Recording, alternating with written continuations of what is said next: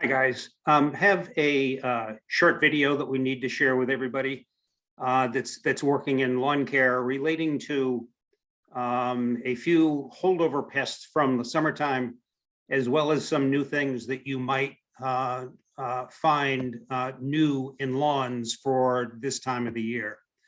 So let me get this slideshow going if I can. And need to talk about a few things. First of all, I think everybody's well aware of the fact that both nutsedge and crabgrass should either be dead or they are dying. There's no need for any further treatment for crabgrass or nutsedge, which should hopefully enable you to speed up the process and get on and off the property a little bit quicker. Remember, please, that now is an absolute perfect time for general broadleaf weed control. It's actually the best time of the year. Weeds are actively growing, and the controls that we are using now when we encounter weeds are going to work very well. Certainly much better than we're going to get much better weed control now than we got during the summer months. Remember also that you probably got to encounter quite a bit of chickweed. It's an annual winter annual, and it's very shortly, if not already, is going to be popping up everywhere.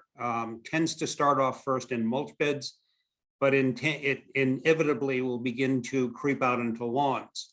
We'll fill in thin areas, and it's important that you remember to control it when you encounter it in a lawn.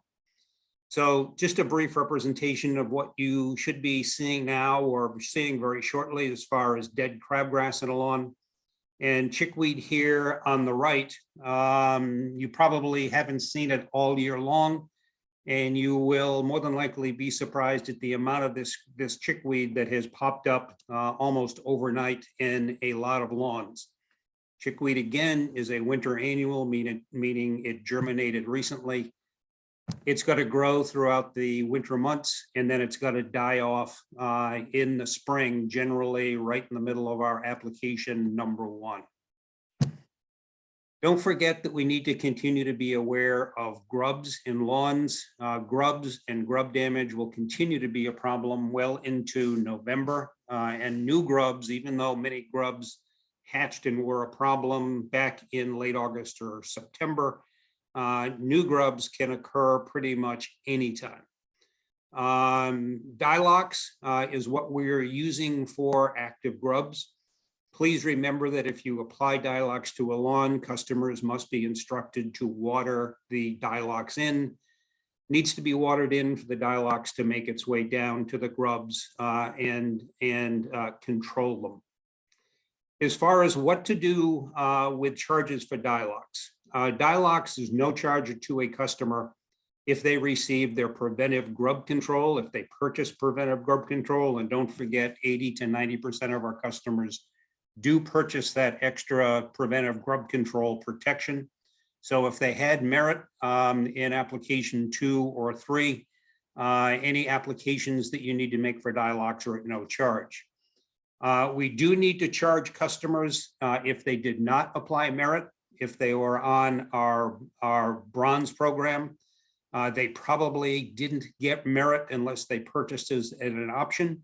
Do remember that if we do find grubs in a lawn that did not receive merit or preventive grub control as an option, we do need to have customers' permission before we treat the grubs and charge them for the Dilox application. Chinch bugs. Probably won't see chinch bugs anymore this year. Typically, you will see chinch bugs into October or even early November if a lawn throughout the fall continues to be in drought stress. Obviously, this year, our lawns are not in drought stress with all of the rain we've had, so I don't expect you to see any chinch bugs from this point going forward. In the off chance that you do, remember that we treat chinch bugs with 10 guard or tall star.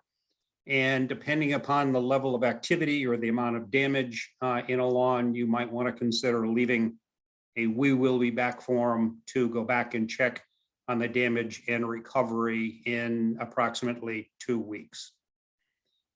There are a few fall seasonal pests. In this particular case, what we're going to talk about are 3 different diseases or fungi that can begin to affect the lawn, typically in October or November. The first is what you see here. It's called rust. As the name applies, it's going to turn the grass orange. Sometimes it's not really noticeable unless you get right up on top of it. But the orange and the rust disease will thin out the lawn to some degree. As you walk through areas that do have rust disease, the color, the rust spores from the disease are actually going to be picked up on your shoes, and typically will wash off very quickly, but you might be shocked at first when you look down and see that your shoes have turned orange. We can apply some extra fertilizer, extra nitrogen, which will tend to pull the turf right out of the rust problem. However, rust will recover on its own. It is not a lawn damaging disease. It's purely cosmetic. So a lawn has got to recover on its own, and other than perhaps a little bit of added nitrogen fertilizer, there's really not much more we can do about it. Ryegrasses are particularly very susceptible. Generally, bluegrass and fescues are not. And if you encounter rust in a lawn, keep in mind the customer's probably going to see it as well. And you're going to want to leave a good note and a fact sheet on rust disease. Powdery mildew is another fall disease which will get into lawns as well as into a variety of ornamental plants, especially roses late in the fall. Powdery mildew is a fall issue, primarily in shady areas under trees, and you frequently will see it on the north side of the house where the grass never gets any direct sunlight.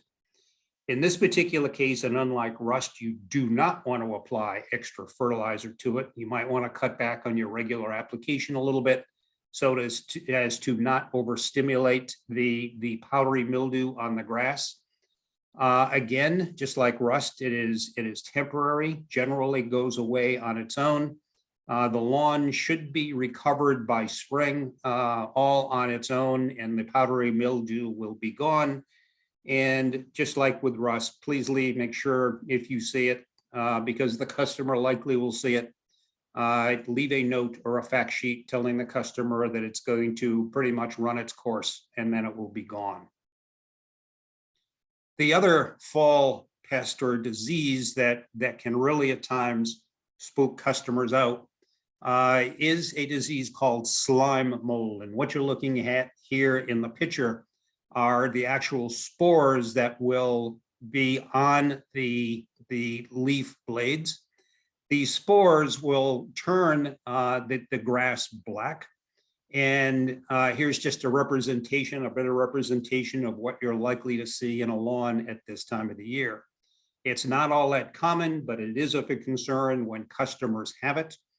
As I said, it will rub off easily on your hands. If you just rub your hands across it, it'll rub off on your hands. It'll also get on your shoes. These spores, as they mature, will actually rupture.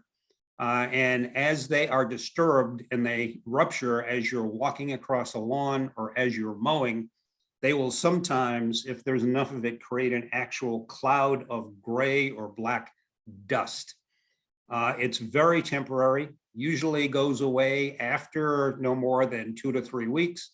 And again, it is completely cosmetic. It might look awful for just a little bit. Probably got to see some more of it this year because it's been such a mild year. And once again, good note or a fact sheet is important. One final note, you're all, I'm sure, familiar with bentgrass and what bentgrass looks like in a lawn. And you probably saw a good deal this summer of what we call bentgrass decline, where some of the bentgrass will actually turn brown and look awful throughout the fall. Customers sometimes assume that it is dead especially in the summertime under droughty conditions. The bentgrass decline wasn't as bad this year as normal because we've had so much rain, but there was evidence of it being around. Not as bad as usual, but if you had lawns with bentgrass and you saw some of this bentgrass decline, the lawn should now be recovering relatively quickly, and the light green patches will remain, but the apparently dead bentgrass that you'll see in some of these middle of these patches due to bentgrass decline will be going away if it hasn't already recovered from summer months. So just a few things that I wanted to share with you in terms of issues relating to fall diseases. You may not see some of the rust or the powdery mildew or the slime mold, but if you encounter some of it, I wanted to make sure everybody knew what they were seeing and how to address those issues with the customer. So that was quick, but wanted you to be aware of that. So if you can now take the quiz that's associated with the email on this,